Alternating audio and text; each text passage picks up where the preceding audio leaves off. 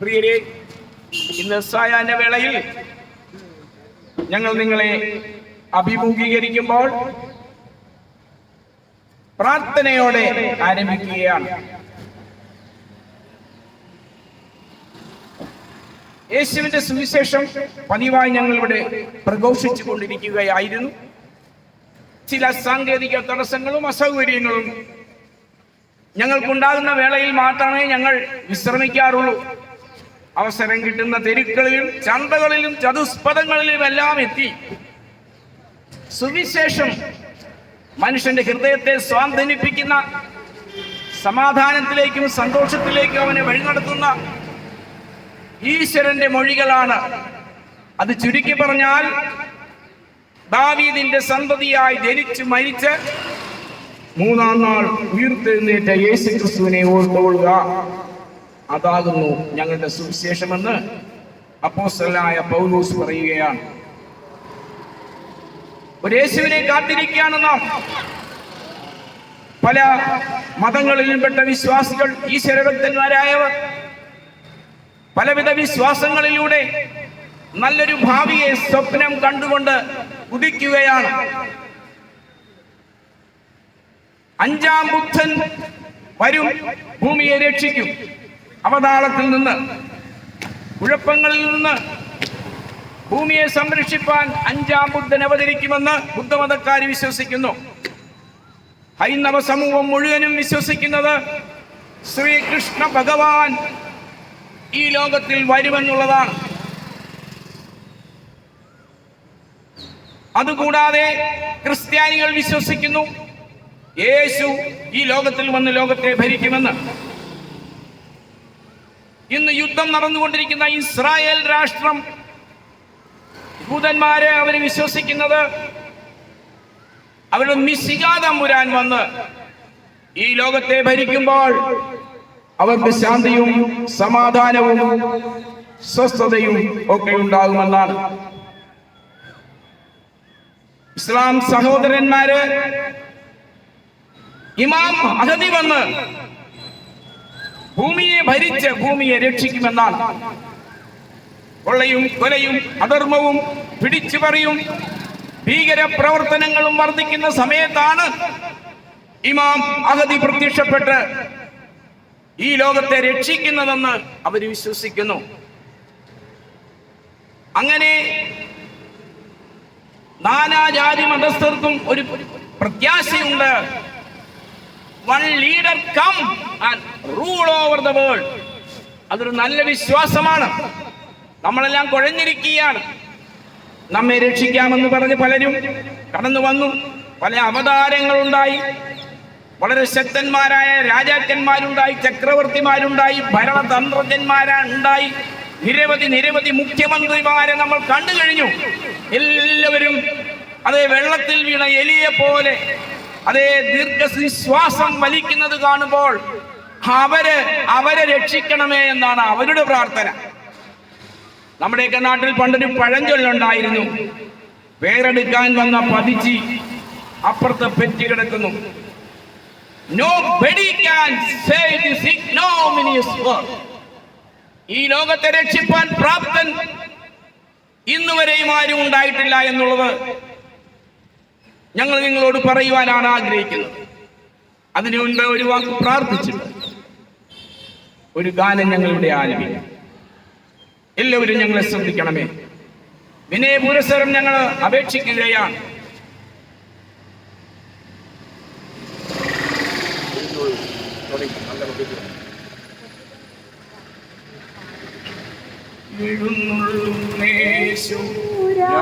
രാജാവായി കർത്താവായി ഭരണം ചെയ്തിടുവാൻ ദൈവരാജ്യം മണ്ണിൽ സ്ഥാപിതമാക്കാൻ സാത്താന്യ ശക്തിയെ തകർത്തിടുവാൻ ദൈവരാജ്യം നമ്മിൽ സ്ഥാപിതമാക്കാൻ സാത്താന്യ ശക്തിയെ തകർത്തിടുവാൻ യേശുവേ വന്നു വാഴണമേ. ഇനി ഞാനല്ല എന്നിൽ നീയല്ലോ, വന്നു വാഴണമേ. ഇനി ഞാനല്ല എന്നിൽ നീയല്ലോ. രോഗങ്ങൾ മാറും, ഭൂതങ്ങൾ ഒഴിയും, ബന്ധനമെല്ലാം തകർന്നിടുമേ. രോഗങ്ങൾ മാറും, ഭൂതങ്ങൾ ഒഴിയും, ബന്ധനമെല്ലാം തകർന്നിടുമേ. കുരുടരും മുടന്തരും ചെകിടരുമെല്ലാം സ്വതന്ത്രരാകുന്ന ദൈവരാജ്യം. കുരുടരും മുടന്തരും ചെകിടരുമെല്ലാം സ്വതന്ത്രമാകുന്ന ദൈവരാജ്യം. യേശുവേ വന്നു വാഴണമേ. ഇനി ഞാനല്ല എന്നിൽ നീയല്ലോ. രാജാവേ വന്നു വാഴണമേ. ഇനി ഞാനല്ല എന്നിൽ നീയല്ലോ. യേശുവേ വന്നു വാഴണമേ. ഇനി ഞാനല്ല എന്നിൽ നീയല്ലോ. രാജാവേ വന്നു വാഴണമേ. ഇനി ഞാനല്ല എന്നിൽ നീയല്ലോ. ഭയമെല്ലാം മാറും, നിരാശ നീങ്ങും, വിലാപം നൃത്തമായി തീർന്നിടുമേ. ഭയമെല്ലാം മാറും, നിരാശ നീങ്ങും, വിലാപം നൃത്തമായി തീർന്നിടുമേ. തുറന്നിടും വാതിൽ അടഞ്ഞവ എല്ലാം ഒരുതും മശിഹാരാജൻ നമുക്കായി. തുറന്നിടും വാതിൽ അടഞ്ഞവയെല്ലാം ഒരുതും മശിഹാരാജൻ നമുക്കായി. യേശുവേ വന്നു വാഴണമേ. ഇനി ഞാനല്ല എന്നിൽ നീയല്ലോ. രാജാവേ വന്നു വാഴണമേ.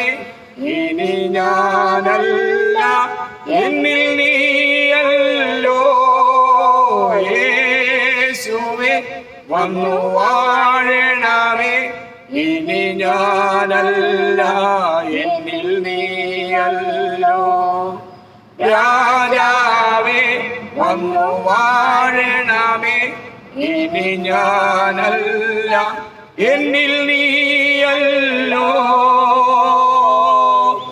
എഴുന്നള്ളും യേശു രാജാവായി, കർത്താവായി ഭരണം ചെയ്തിടുവാൻ. എഴുന്നള്ളും യേശു രാജാവായി, കർത്താവായി ഭരണം ചെയ്തിടുവാൻ. ദൈവരാജ്യം നമ്മിൽ സ്ഥാപിതമാകാൻ സാത്താന്യ ശക്തിയെ തകർത്തിടുവാൻ. ദൈവരാജ്യം നമ്മിൽ സ്ഥാപിതമാകാൻ സാത്താന്യ ശക്തിയെ തകർത്തിടുവാൻ.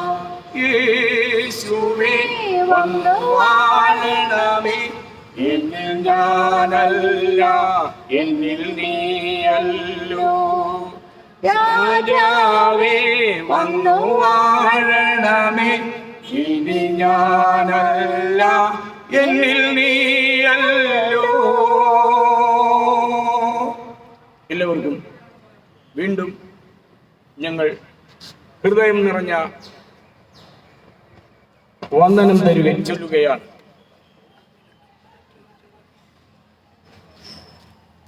പ്രിയ സ്നേഹിതരെ, നേരം അന്തിയായി. ഇനി ഒരു പ്രസംഗത്തിന് എന്താണ് ഇവിടെ പ്രസക്തി എന്ന് പലരുടെയും ഉള്ളിൽ ഒരു തോന്നലുണ്ടായി കാണും. കഴിഞ്ഞ കാലങ്ങളിൽ ദൈവഭക്തന്മാര് ഈ ലോകത്തിൽ ജനങ്ങളോട് അവസരം കിട്ടുന്ന വേളയിലെല്ലാം ഈശ്വരനെ കുറിച്ച്, അവരുടെ മരണ അനന്തര കാര്യങ്ങളെക്കുറിച്ച്, സ്വർഗത്തെക്കുറിച്ച്, നരകത്തെക്കുറിച്ച്, ആത്മാവുണ്ടോ ഇല്ലയോ എന്നുള്ള വിഷയങ്ങളെ പുരസ്കരിച്ച്, മരിച്ചാൽ മനുഷ്യൻ എങ്ങോട്ട് എന്നുള്ള കാര്യങ്ങളെ കുറിച്ച് പല ഭക്തന്മാരും അവരുടേതായി അഭിപ്രായങ്ങൾ മാത്രമല്ല സ്വന്തം ജീവിതാനുഭവങ്ങളിൽ നിന്നും ഈശ്വരൻ അവർക്ക് തെരിയപ്പെടുത്തി കൊടുത്തിട്ടുള്ള വേദ ഇതിഹാസങ്ങളിൽ നിന്നും, ഖുറാനിൽ നിന്നും, ബൈബിളിൽ നിന്നും, മതഗ്രന്ഥങ്ങളിൽ എല്ലാറ്റിൽ നിന്നും മനുഷ്യരെ പഠിപ്പിക്കുമായിരുന്നു. ഈ കാലങ്ങളിൽ അങ്ങനെയുള്ള വേദാധ്യയനങ്ങൾ കുറവാണ് എന്ന് കാണുന്നതിൽ ദുഃഖമുണ്ട്. പ്രിയപ്പെട്ടവരെ, മനുഷ്യന്റെ മരണാനന്തര ജീവിതം എന്ന് കേൾക്കുമ്പോൾ നമുക്കൊരു ഞെട്ടലുണ്ടാകും. എന്തുകൊണ്ടെന്നാൽ മരണാനന്തരം ഒരു ജീവിതമുണ്ടെന്ന് വിശ്വസിക്കാത്ത ആളുകൾ പോലും മരണമുണ്ട് എന്ന് കേൾക്കുമ്പോൾ ഞെട്ടും. പണ്ടൊരു ധനികനുണ്ടായിരുന്നു. ബൈബിളിൽ എഴുതിയിരിക്കുന്നതാണ്. ഈശോ മിശിഹായുടെ കാലത്ത് ഈശോ മിശിഹ തന്നെ പറഞ്ഞ കാര്യമാണ്. അദ്ദേഹത്തിന് ധാരാളം സമ്പത്തുകൾ ഉണ്ടായിരുന്നു. ഒട്ടനവധി പണ്ടകശാലകൾ അദ്ദേഹം പണിതു, വീടുകൾ ചമച്ചു. ഇന്നത്തെ പോലെ വീടുകളായിരുന്നില്ല അന്നത്തെ വീടുകൾ. എന്നാൽ അന്ന് തടിയും തണ്ടും ഉപയോഗിച്ച് മനോഹരമായ രീതിയിലുള്ള ഭവനങ്ങളൊക്കെയും അദ്ദേഹം പണിതു. പണ്ടകശാലകൾ കൂടുതൽ പൊക്കിപ്പണിതിട്ട് അറകൾ ഉണ്ടാക്കി അദ്ദേഹത്തിന്റെ പുരയിടത്തിൽ വിളപ്പുരയിടങ്ങളിൽ നിന്ന് ലഭിച്ച എല്ലാ സാധനങ്ങളും കൊണ്ട് അദ്ദേഹം പണ്ടകശാലയെ നിറച്ചു. വൈകുന്നേരം ഒരു ചാരുകസേരയിൽ ഇരുന്നു കൊണ്ട് അദ്ദേഹത്തോട് തന്നെ പറയുകയാണ്, മനമേ, എന്റെ മനസ്സേ, നീ ആനന്ദിക്കുക. നിനക്ക് തിന്നാനുള്ളതെല്ലാം ഞാൻ ചരതിച്ചതാ വെച്ചിരിക്കുന്നു. തിന്നുക, കുടിക്കുക, ആനന്ദിക്കുക എന്ന് പറഞ്ഞിരിക്കുന്ന വേളയിൽ പെട്ടെന്ന് ഒരശരീരി ഉണ്ടായി എന്നാണ് അവിടെ എഴുതിയിരിക്കുന്നത്. ഈശ്വരൻ എന്നോട് ചോദിക്കുന്നു. ആദ്യം ഈശ്വരൻ അദ്ദേഹത്തെ വിളിച്ചത് ഇങ്ങനെയാണ്: ഫൂൾ, മടയ, അല്ലെങ്കിൽ മൂഢ എന്ന്. അദ്ദേഹം ഈ സമ്പാദിച്ചതെല്ലാം തെറ്റാണോ, മണ്ടത്തരമാണോ? ന്യായമായൊരു ചോദ്യം നമുക്ക് മറിച്ച് ചോദിക്കാം. ഞാൻ എങ്ങനെ മൂഢനായി ഈശ്വര? എന്തുകൊണ്ടാണ് അങ്ങനെ മൂഢ, മടയ എന്ന് വിളിക്കുന്നത്? ഒരു മനുഷ്യനെ മണ്ട, മൂഢ എന്നൊക്കെ കയറി വിളിച്ചാൽ അത് ക്രിമിനൽ കുറ്റമാണ്. എന്നാൽ സൃഷ്ടാവായ ദൈവം തമ്പുരാൻ തന്നെയാണ് അവനെ വിളിക്കുന്നത്. അവന്റെ തത്രപ്പാട്, ഓട്ടവും ചരതിപ്പും, അവൻ ബാങ്കിലേക്ക് പോകുന്നതും പണ്ടകശാലകളിൽ അവന്റെ സാധനങ്ങൾ വിറ്റ് മടിശീലയിൽ പണം കൊണ്ട് നിക്ഷേപിക്കുന്നതൊക്കെ കണ്ടപ്പോൾ ഈശ്വരൻ ഒരു ചിരി തോന്നി. അതുകൊണ്ടാണ് പെട്ടെന്ന് ഈശ്വരൻ അവനോട് പറയുന്നു, മൂഢാ, ഫോൾ, ഇന്ന് ഞാൻ നിന്റെ ജീവനെടുത്താൽ, നിന്റെ ആത്മാവിനെ ഞാൻ മടക്കി ചോദിച്ചാൽ, നീ സമ്പാദിച്ചും ചരതിച്ചും വെച്ചിരിക്കുന്നത് ആർക്കാകുമെന്ന്. ഇത് കേട്ടയുടനെ ഈ മനുഷ്യൻ ഞെട്ടിപ്പോയി. അനന്തരമായി ആ മനുഷ്യൻ വളരെ ദുഃഖിതനായി തീർന്നു. ബാക്കി ഈശ്വരൻ നമുക്ക് ചിന്തിക്കാനായിട്ട് വിട്ടിരിക്കുകയാണ്. അവിടം കൊണ്ട് യേശു പറഞ്ഞ കഥ അവസാനിച്ചു. പ്രിയപ്പെട്ടവരെ, നാമും ഓട്ടമാണ്. നേരം വെളുത്താൽ അന്തിയോളം നമ്മുടെ മനസ്സിന് ഒരു സ്വസ്ഥതയുമില്ല. 100 പ്രശ്നങ്ങളാണല്ലോ. അത് ഉണ്ടാകാതെ ഇരിക്കുവാൻ ഒരു സാധ്യതയുമില്ല. ഒരു മനുഷ്യ ജീവിതം എന്ന് പറയുന്നത് 7-10 ഏറെയായാൽ 80 മാത്രം നീളും ആയുസ്സു നീനച്ചാൽ കഷ്ടത മാത്രം. പണ്ട് ആ മനുഷ്യൻ ഇങ്ങനെ പാടിക്കാണുമോ എന്നൊരു സംശയമുണ്ട്. ഇന്നത്തെ കാലത്താണെങ്കിൽ ആധുനികമായിരിക്കുന്ന എല്ലാ ചികിത്സാ സംവിധാനങ്ങളും അനുഭവിക്കാത്ത ആരും എന്നെ കേൾക്കുന്നില്ല. പണ്ട് കാലത്ത് ഹാർട്ട് ഫെയിലായാൽ രക്തം ഛർദിച്ചും മരിച്ചു പോവുകയാണെങ്കിൽ ആളുകൾ പറയുന്ന ഒരു കാര്യം ഞാൻ ഓർക്കുന്നു, ഞാൻ കേട്ടിട്ടുള്ളതാണ് എൻ്റെ ചെവിയിൽ. മാടനടിച്ചു, അതുകൊണ്ട് ഞാറച്ചുവടിൽ കൂടി ഇനി രാത്രി കാലങ്ങളിൽ ആരും സഞ്ചരിക്കരുതെന്ന് എൻ്റെ ചെറുപ്പകാലത്ത് ആ ഭാഗത്ത് ആരും പോവുകയില്ല. കാരണം അവിടെ ഒരു ഉമ്മച്ച രാത്രിയിൽ രക്തം ഛർദിച്ച് മരിച്ചപ്പോൾ അവരെല്ലാം കൂടെ പറഞ്ഞുണ്ടാക്കിയതാണ് മാടനടി. ഇന്ന് മാടനടിക്കുകയോ ഹാർട്ടിനോ ലിവറിനോ ബ്രെയിൻ വരെ ഇന്ന് ഓപ്പറേഷൻ ചെയ്ത് ശരിയാക്കുന്നുണ്ട്. പ്രിയരെ, നമ്മുടെ ശാസ്ത്രീയ സാങ്കേതിക വിദ്യകൾ, മനുഷ്യന്റെ ബുദ്ധിശക്തി അതിശീഘ്രം ഗമിച്ച് അപാരമായ വിജ്ഞാന വാരിധിയെ മറികടന്ന് മനുഷ്യൻ മറുകരയിൽ നിൽക്കുകയാണ്. അവന്റെ ചിന്താശക്തി ക്രമാതീതമായി വർദ്ധിച്ച് ലോകം സംസ്കാരത്തിന്റെ പരമകാഷ്ഠയിലാണ്. പ്രിയപ്പെട്ടവരെ, ഇന്നത്തെ വലിയ വലിയ ഹോസ്പിറ്റലുകളുടെ ചരിത്രം, ഒരു ജീവൻ എങ്ങനെയും രക്ഷിച്ചെടുക്കുവാൻ മറ്റൊരു മനുഷ്യന് കഴിയുന്നുവെങ്കിൽ അവൻ ഈശ്വരൻ തന്നെയാണ്, അവൻ ഈശ്വരാധീനമുള്ളവനാണ്. ദൈനംദിന ജീവിതത്തിൽ നമ്മളുടെയൊക്കെ കുടുംബത്തിലെ പുറകോട്ട് ചിന്തിച്ചാൽ എൻ്റെ അപ്പനും അമ്മയും ഇന്നൊരു സ്മരണയാണ്. എൻ്റെ അപ്പനും അമ്മയും കടന്നുപോയി, എൻ്റെ ഭാര്യ സഹോദരിയുടെ അപ്പനും അമ്മയും ഇന്നില്ല. എന്നാൽ അവരുടെ ചിരിക്കുന്ന മുഖം, അവരുടെ സ്വാന്തന വാക്കുകൾ, വേദനയിൽ നമ്മെ ആശ്വസിപ്പിക്കുന്ന അവരുടെ സഹകരണം, ഇതെല്ലാം ഇന്നും നമ്മുടെ ഓർമ്മയിലുണ്ട്. പ്രിയപ്പെട്ടവരെ, ഇതാണ് ജീവിതം. അതുകൊണ്ടാണ് 70 ആയാൽ 80 നമ്മൾക്കിവിടെ നിലനിൽക്കുന്ന നഗരമില്ല. ആ മനുഷ്യനെ സംബന്ധിച്ച് എന്തുകൊണ്ടാണ് ഈശ്വരൻ അവനെ മൂഢ എന്ന് വിളിച്ചത് എന്ന് മറു ചോദ്യം ഈശ്വരനോട് ചോദിക്കേണ്ടിയിരിക്കുന്നു. ഈശ്വരൻ പറഞ്ഞത് അവനോട്, നിന്റെ ആത്മാവിനെ ഇന്ന് ഞാൻ ചോദിക്കും. നമ്മുടെ ജീവിതത്തിൽ അങ്ങനെ ഒരു ചിന്ത ഉണ്ടായിരിക്കേണ്ടത് ആവശ്യമല്ലേ? സമർത്ഥനായ സീസറും പ്രസിദ്ധനായ ഹോമറും സമത്വമറ്റ സോളമൻ തുടങ്ങിയുള്ള വിജ്ഞരും അമർന്നുപോയി കാലചക്ര വിഭ്രമത്തിലെങ്കിൽ നമുക്ക് പിന്നെ എന്ത് ശങ്കയാണുള്ളത്? പടുക്കളെന്ന് പേരെടുത്ത പൂർവിക പ്രമാണിമാർക്ക് ഒടുക്കമെന്ത് സംഭവിച്ചു കേട്ടുകേൾവിയില്ലല്ലേ?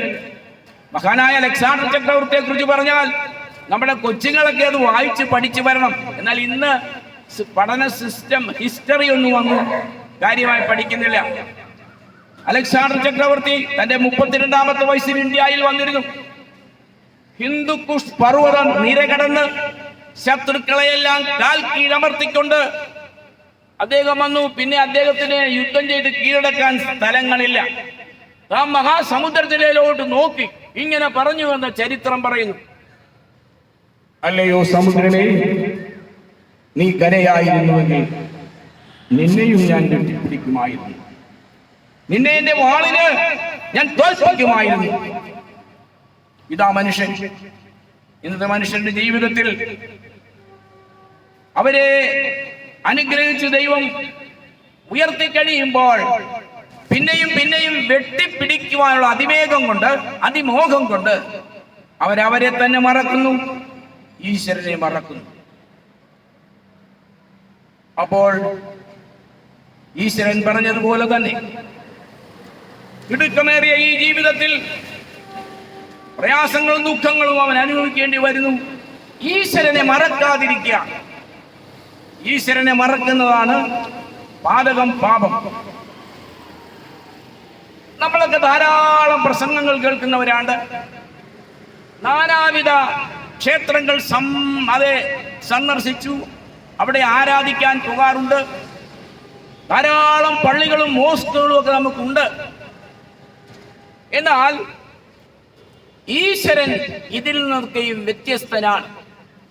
ഈ കൈപ്പണിയായിരിക്കുന്ന സൗധങ്ങളിൽ ഈശ്വരൻ വസിക്കുന്നില്ല എന്ന് ഈശോ മിശിഹ പറഞ്ഞത് ഞാൻ ഓർക്കുന്നു. ഈശോ മിശിഹ അല്ലെങ്കിൽ സൃഷ്ടാവ് വസിക്കുന്നത് എവിടെയാണെന്ന് ചോദിച്ചാൽ നമ്മുടെ ഹൃദയത്തിന്റെ അന്തരംഗങ്ങളിലാണ്. ഈശ്വരനെ നാം നമ്മുടെ ഹൃദയത്തിലാക്കണം. എന്തുകൊണ്ട് ഈശ്വരൻ അദൃശ്യനാകുന്നു? നാം എല്ലാവരും ധൻകാര്യക്കാരാണ് ആയതുകൊണ്ടാണെന്നാണ് അതിന് ഉത്തരം. അടുത്തു നിൽക്കുന്ന അനുജനെ കാണുവാൻ അക്ഷരമില്ലാത്തവർക്ക് അരൂപൻ ഈശ്വരൻ അദൃശ്യനായാൽ അതിലെന്താശ്ചര്യമെന്നാണ് ചങ്ങമ്പുഴ ആരോ ചോദിച്ചിട്ടുണ്ട്. ഈശ്വരനെ അന്വേഷിക്കുവാനായിട്ട് നമ്മൾക്ക് കഴിയുന്നില്ല പ്രിയരെ. എന്തുകൊണ്ടാണ് ഈശ്വരൻ അന്യനായി പോയത്? മനുഷ്യൻ ഈശ്വരനോട് പാപം ചെയ്തു. എന്താണ് പാപം എന്ന് നാം അറിയുന്നില്ല. അതിനെക്കുറിച്ച് മാത്രം പറഞ്ഞ് ഞാൻ നിങ്ങളെ ബോധ്യപ്പെടുത്താൻ ശ്രമിക്കട്ടെ. എന്താണ് പാപം? നാം ആരും പരിണമിച്ചുണ്ടായതല്ല. ഈശ്വരന്റെ സൃഷ്ടിയാണ് നാം ഓരോരുത്തരും. അതിന് യാതൊരു സംശയവുമില്ല. എവിടെയാണ് നമ്മെ ഈശ്വരൻ സൃഷ്ടിച്ചത്? എല്ലാം സമ്മതിക്കുന്ന പ്രകാരം മനുഷ്യനെ പൊടിയിൽ നിന്ന് ദൈവം ഉണ്ടാക്കി. യഹോവയായ ദൈവം നിലത്തെ പൊടി കൊണ്ട് മനുഷ്യനെ ഉണ്ടാക്കിയിട്ട് അവന്റെ മൂക്കിൽ ജീവശ്വാസം ഊതി. Man became a living soul. നാം എല്ലാവരും ദേഹികളാണ്. ഈശ്വരൻ ഊതിയുണ്ടാക്കിയ ആത്മമനുഷ്യൻ അല്ലെങ്കിൽ മനുഷ്യാത്മാക്കളാണ് നാം ഓരോരുത്തരും. അതുകൊണ്ടാണ് ഇതര ജീവജാലങ്ങളിൽ നിന്നും നാം വളരെയധികം വ്യത്യസ്തപ്പെട്ടിരിക്കുന്നത്. നമുക്ക് ഭക്ഷണം മാത്രം പോരാ, ഉടുപ്പ് മാത്രം പോരാ, നമുക്ക് ആരാധിക്കണം ഈശ്വരനെ. നമുക്ക് പള്ളിയും പട്ടക്കാരൊക്കെയും ആരാണ് നമ്മുടെ മനസ്സിൽ കൊണ്ട് സ്ഥാപിച്ചത്? അതായത് നമ്മുടെ ഹൃദയത്തിന്റെ അന്തർഭാഗത്ത് ഈശ്വരൻ തന്നെ സ്ഥാപിച്ചതാണ് ദേവാലയം. അതുകൊണ്ടാണ് ഈശ്വരനെ അന്വേഷിക്കുവാൻ മനുഷ്യർ ഇങ്ങനെ കോടാനുകോടി ചിലവാക്കിക്കൊണ്ടിരിക്കുകയാണ്. എന്നാൽ മനുഷ്യൻ ഇന്ന് ചെലവാക്കുന്ന പണം നമ്മുടെ ബഡ്ജറ്റിന്റെ ഡബിളാണ്. ആത്മകാര്യത്തിന് വേണ്ടി പണ്ട് ശബരിമലയിൽ 10-60 പവനുള്ളൊരു മാല ഒരു സഹോദരി പൊട്ടിച്ച് ഇന്നാ ഇതുകൂടെ ഇരിക്കട്ടെ അയ്യപ്പ എന്ന് പറഞ്ഞ് ഇട്ട് കൊടുക്കുകയാണ്. നിങ്ങൾക്ക് അവിടെ ചെന്നാൽ കാണാൻ എന്തൊരാവേശമാണ്. ഈശ്വരനെ സന്തോഷിപ്പാൻ അവനുള്ളതെല്ലാം കൊടുക്കും. എന്നാൽ ഓതി പിള്ള കെലുമ്പി എന്ന് നമ്മുടെ നാട്ടിൽ പറയുന്നത് പോലെ ഇതൊക്കെ ചെയ്തിട്ടും കൊടുത്തിട്ടും ഈശ്വരനോട് പറയുന്ന പ്രകാരം പ്രാർത്ഥിച്ചിട്ടും മനുഷ്യൻ ഇന്നും ഭാവിയായി ജീവിക്കുന്നു. അവന്റെ മുഖത്ത് സമാധാനമില്ല. തിളങ്ങുന്ന പുഞ്ചിരി അവന്റെ ചുണ്ടിൽ പൊട്ടി വിരിയുന്നു. പക്ഷേ നരകപാരവശ്യത്തിന്റെ ഉമെത്തി അവന്റെ ഉള്ളിൽ നീറി മറിയുന്നു. അവനെല്ലാം നേടിയെന്നാണ് പറയുന്നത്. ഇവരെ മധ്യപൂർവദേശത്ത് ചെന്നാൽ കാണാൻ നേട്ടമല്ല, രക്തപ്പുഴ ഒഴുകിയല്ലേ. ഇവനെന്ത് സംഭവിച്ചു? കാരണം ഈശ്വരൻ അനുവദിക്കാത്തൊരു കാര്യം അവന്റെ ജീവിതത്തിൽ സംഭവിച്ചു. അതിലേറ്റവും പ്രധാനപ്പെട്ട ഒരു കാര്യം ഞാൻ പറഞ്ഞിട്ട് അവസാനിപ്പിക്കാം. ഏദൻ പൂങ്കാവനത്തിൽ അവരെ ആക്കി. മനുഷ്യ സൃഷ്ടി ചെയ്ത പിൽപ്പാട് പൂർവദിക്കിൽ കനത്ത മോതാൽ പരം തോട്ടമൊന്നാരചിച്ചു. ഇവർക്ക് വസിക്കാൻ ഒരു പൂന്തോട്ടം ഉണ്ടാക്കി. തന്റെ വാത്സല്യമേറുന്ന സൃഷ്ടികളെ അതിനുള്ളിലാക്കി ചിൽ സ്വരൂപനാം ദേവൻ സംതൃപ്തനായി തീർന്നു. സർവൈർത്തു രമണീയമാകുന്ന ഈ ആരാമത്തെ നിർവൃതി ചൊല്ലുന്ന പർദീസ എന്ന് പേർ വിളിക്കുന്നു. എല്ലാ ഗ്രന്ഥങ്ങളിലും കാണാം. ഭവിഷ്യ മഹാപുരാണത്തിൽ, ഖുറാനിൽ, ബൈബിളിൽ എല്ലാം എഴുതിയിരിക്കുന്ന കാര്യമാണ് ഞാൻ ഈ പറയുന്നത്. ഭവിഷ്യ മഹാപുരാണത്തിൽ ആദമിനെ കുറിച്ച് പറയുന്നുണ്ട്. ഇന്ദ്രിയാണി ധ്യാനപരായണ പത്നി ഹവ്യവതി സ്മൃത.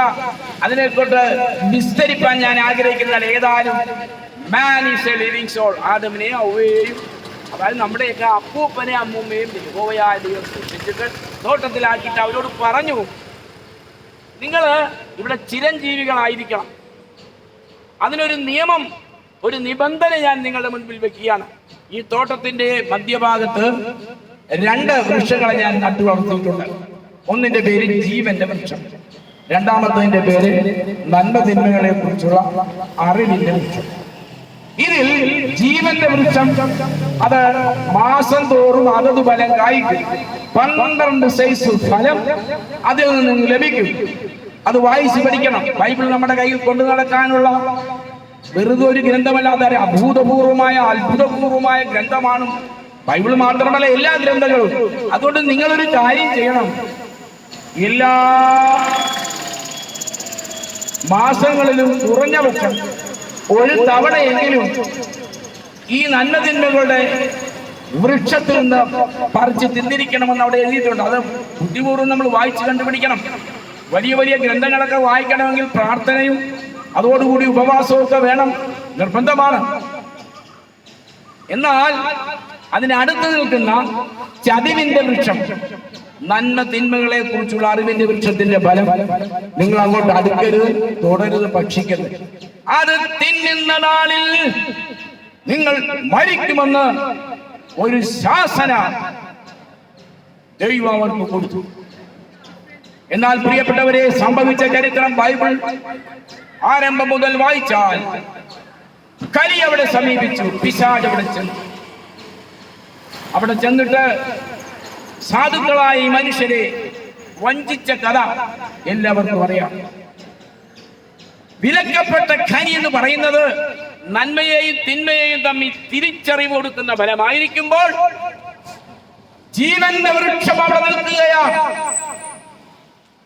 അതിൽ നിന്ന് ഇവര് ഭക്ഷിച്ചത് കൊണ്ടാണ് അവരുടെ ജീവിതകാലം മുഴുവനും അവരങ്ങനെ മുന്നോട്ട് പോയത്. അവിടെ എഴുതിയിട്ടുണ്ട്. വെളിപ്പാട് പുസ്തകത്തിൽ വരുമ്പോഴാണ് അതിന്റെ വ്യാഖ്യാനം കാണുന്നത്. ആ വൃക്ഷം 12 സൈസ് ഫലങ്ങളെ കായ്ക്കും ഒരു വർഷത്തിലെന്ന്.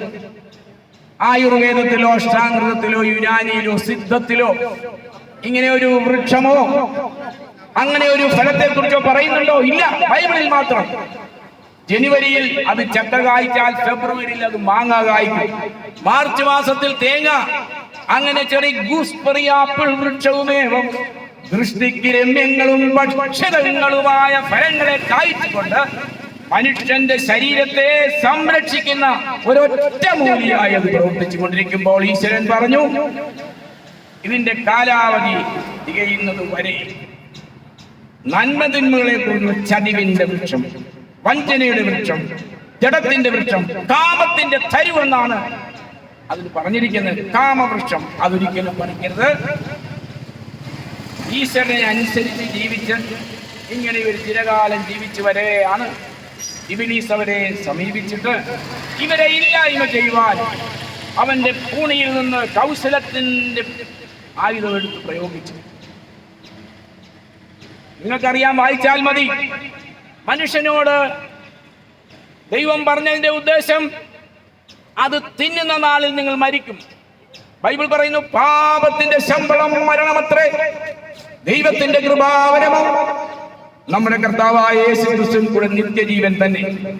എന്തുകൊണ്ടാണ് ഇവരത് ഭക്ഷിച്ചത്? അവിടെ എഴുതിയാൽ കാണാൻ സാധിക്കും.